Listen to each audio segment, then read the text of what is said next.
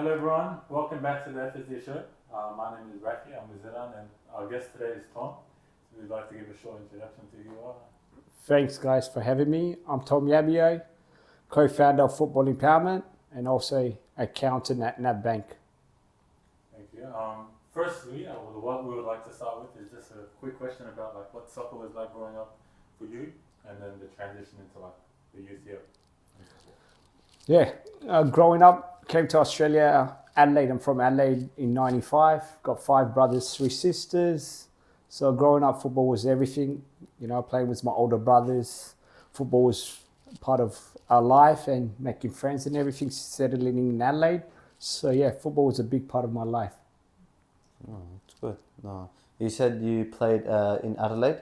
What was that like compared to when you see football here? Adelaide is very good. Like I grew up playing in Greek club, Adelaide Olympic. So there's like 7 Ethiopian kids in one team in under 12. Really good and got great system, great support in Adelaide. And yeah, just Adelaide's small, good pathways. Yeah. And yeah, football was really good in Adelaide. Okay, that's good. And then now that you're here, so when did you come here from Adelaide? Came here when I was 17. 17. So in Adelaide, we were playing, me and my brother Teddy were playing Yeah. for the state team and then the South Australian Institute of Sport. Okay. So he played part of the state team. Teddy played with me, and yeah, the system and pathway was really small. Like Adelaide is a small town. Everyone knows everyone. Yeah. Okay, that's good. And then you moved here, you moved to Melbourne when you were 17. So what are your thoughts on the youth players here in Melbourne now? Really good. There's a lot of talent. I think Melbourne has, because Melbourne's so big, there's talent everywhere. It's just how to identify the talent where they are and the support mechanism around that. Okay. Yeah. Okay, beautiful. And then now we're gonna go on to the main. So the main question is you're the founder of Football Empowerment. So why did you start Football Empowerment? So like what were you aiming to achieve when starting Football Empowerment? Pretty much Football Empowerment started just really casual in St. Albans. Like me, my brother, and a group of us just pretty much said, we see a lot of young talented players not playing and not reaching their full potential. One of them is my younger brother, Teddy. He was at Victory, stopped playing for various reasons. And it's just, we don't want to see wasted talent not being supported and given the right pathway. And for us, pretty much just starting in St. Albans, casually just bringing people together, have a kick, and then just to end up forming years after. Started in 2016, and then just slowly we started developing in it, and Football Empowerment is what it is now. Okay, beautiful. And then you said not being supported. So you're the support system. How would you support these kids? So what would you do step by step? How would you guide them to the right path? I think the most important is mentoring. Like, you know, just from my experience, my brother's experience, everything we do is just through our lived experiences. Meaning just, I think football's not an easy sport. It's a profession. Once you're 18, 19, it's a job. And then any job, like I work at NAB Bank, and, you know, to climb the corporate ladder is not easy. And football's the same thing. It's just mentally, it's more mental than your ability, and just knowing that you'll face challenges is how to overcome it and just stay true to yourself and just be disciplined, knowing to sacrifice what you need to sacrifice to get to the top. Okay. All right. And then, so yeah, following that, so I assume you've got Football Empowerment to help these kids. What is your future goal with Football Empowerment? What do you fully aim to achieve? Just providing a platform and a pathway. You know, at the end of the day, there's a lot of barriers for participation. We can talk about the fees for NPL clubs and so on, but we shouldn't make it an excuse. And just, I think there's a lot of great organization, great people around the game. It's just knowing who to talk to, who to seek help from, to, you know, stay focused and developing in regards to Football Empowerment, just continue what we're doing. And then just the goal is to see one of the young boys playing for Socceroos and anywhere in the world. So I think there is potential here in Victoria. You know, in Adelaide, there's a lot of great things coming out of Adelaide, and just why not in Victoria? Why can't we see more African players got reaching the top. Of course. No, that's very good.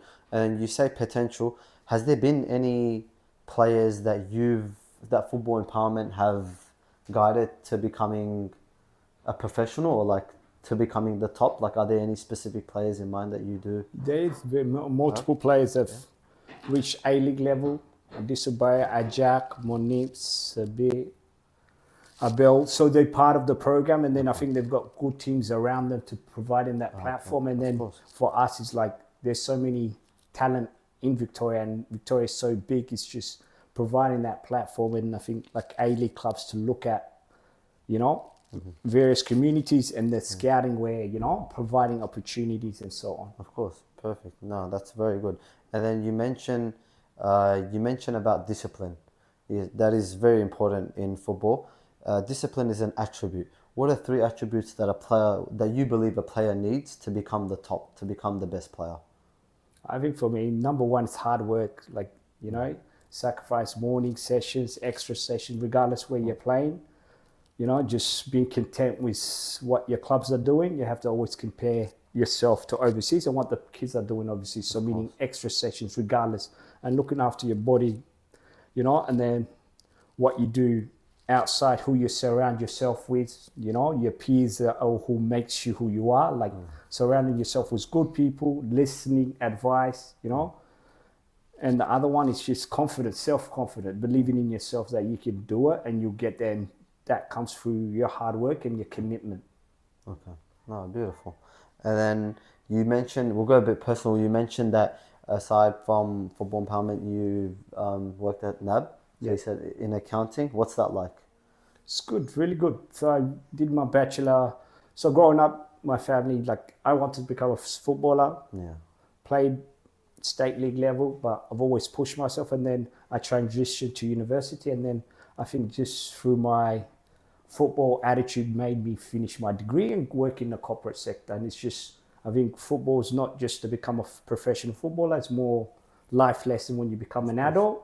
You get all that through when you're 12 years old to 18. It makes you the man you are. Of course. Okay. No, beautiful. And then I was going to ask you what is the biggest achievement you personally have achieved? So aside from founding Football Empowerment, because as we know, that is a big deal and it's helped so many kids. But what's a personal achievement that you feel like, wow, like this is really good? I think just seeing young people achieve the goals and staying focused. I think, you know, in nowadays there's a lot of distraction. People go off the tracks and so on. It's just like our programs has that platform where, you know, like we've been with young kids since they were 15. They're still doing well, going to university, getting good jobs and so on, and giving back to the community. That's like, you know, something more than just someone becoming professional. It's more about what they become, the man they become. Of course. No, that's beautiful. And we know that Football Empowerment is linked in a way or sponsors in a way with so towards the end of the year, there's African Cup of Nations. It's in Victoria. So how did that start? So who that started 2018, and then just because we grew up in LA, we played in the African Nations Cup. It's a long time ago, 2004. So it was formed by a few guys in Adelaide, like growing up in Adelaide, seeing the Adelaide tournament where it is. The Ethiopian team won it in 2005 and I was 15 years old. So I've got good fond memories of the Adelaide tournament. And then from our end, it's just, we've seen that Adelaide tournament grow every year. And just think we've played here in multiple tournaments. There wasn't a tournament like that. And just pretty much it was formed from, you know, say, why can't we do it here? Like, I think Victoria has great potential. We've got multiple African communities and footballs here, and just pretty much we started in 2018. And then for us, it's just because from our lived experience seeing the African tournament in Adelaide, say, what can we do here? And just what can we improve it? In what way can we develop it? And so on. And that's how we did it. And then for us, it's like saying, yes, it's great that we can run a tournament and then run an African tournament. But for us, it was more about, yes, we run the tournament, but can we select the best players from the tournament under 23 and play against Yeah. Melbourne City. So that was the first time we formed the development team under 23. And yeah, we played Melbourne City, and then that's how we started playing academy teams just through that initial tournament, saying what can we make different, meaning there's talent here, can we put them together, train them, and give them put them on the platform to Yeah. be seen by Of course, academy by players. Yeah, of course. Yeah. Yeah, that was another thing I was going to ask you. So you guys, you get in contact with these A-League clubs and you verse Melbourne City. I know that you have, for Football Empowerment, there's a senior and a junior team, and then they verse Melbourne City, they verse Western, they verse Melbourne Victory. How are you a reliable source for them to go, yes, of course we can do this practice match? Because if I was to bring a couple players and ask to verse them, like, who am I for them to say yes to? So how are you that reliable source for them to say, yeah, of course, like, we'll get that game organised? And it's several games as well, which is really good. I think we had good support from the PFA, the Players Union, the Australian Professional Players Union. Okay. His name is Bo Bash. He's been a great supporter. Been from day one since we started the African Cup, and for us, we just told him what we want to do and why we want to do it. And he's the one that connected us with Melbourne City, our first connection. And then from the club's perspective is, at least we go there, show them what we're about, what we want to do, put in a good performance. And then obviously from there, and if they're having that opportunity to see the players, and then if they're interested to bring the players in. Okay. No, beautiful. Is there any questions you had? Yeah, I have some questions actually. When you look at a player, and how you say like you can support them as well. Obviously, as a player, you got to support yourself as well. So where do you see the balance of like, okay, we can help you, but you have to help yourself as well? I think it's just attitude, meaning like support is more about mentoring, helping them that they can do it, regardless of the obstacle, regardless whatever circumstances there is. Let's not make excuses, At the end of the day, if football doesn't work out, you're going to end up in university, you're going to work, you're going to see obstacles, you're not going to get promotion. It's about just having that belief, regardless what comes up, you will get there. It's just giving it a sense of belief, Yeah. Do you have any like advice or tips, like say a player is not really getting onto the field, they're just stuck on the bench, like how to stay positive in their situation? I've been there myself, so I played like a whole year on the bench, But at the end of the day, if I get 5 minutes, 2 minutes, I'm going to come and do my part of the game. Like I'm going to come, do my thing. What I can control, not what the team can control, what the coaches think of me, is what you can do yourself. Regardless if you're on bench, gives you another extra reason to work harder off. When you go home, you say, I didn't get on the pitch. So I've done it myself.